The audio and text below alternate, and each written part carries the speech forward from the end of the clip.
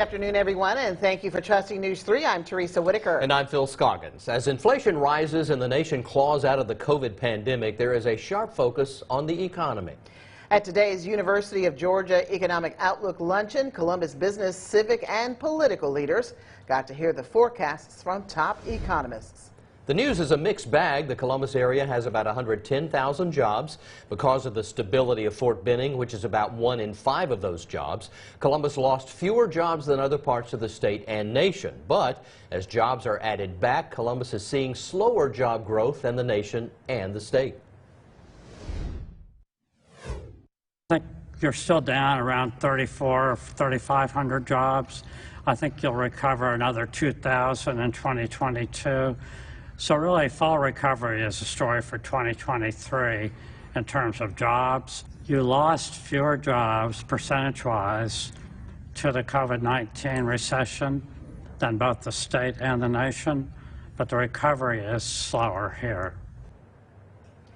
WRBL News 3's Chuck Williams was at the UGA luncheon at the Trade Center. Chuck joining us now. Chuck, what's driving the Columbus economy?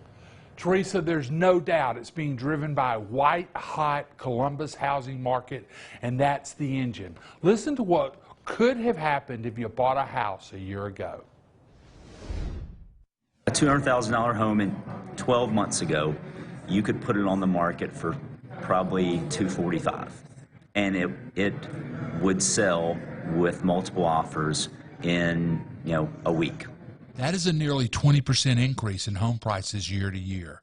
University of Georgia economist Dr. Jeff Humphreys says that number should shrink this year, but still expects home values in the Columbus region to appreciate 14%.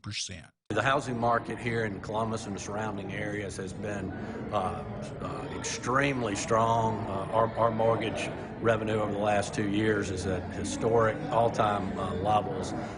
Bickerstaff says it comes with a caveat. That's a lot of money for the average homeowner whose biggest asset or most valuable asset is that home itself. The challenge is, where do you go from there? Where do you move to? Another economic driver is the recovery of the hospitality industry.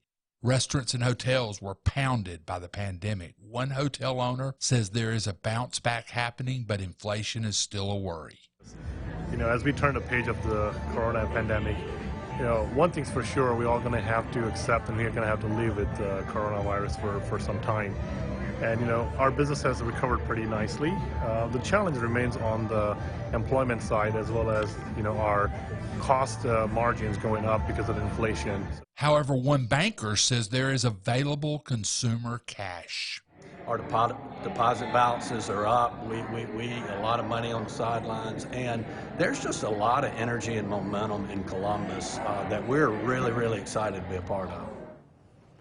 One of my takeaways today is there's a 20% chance of a recession this year.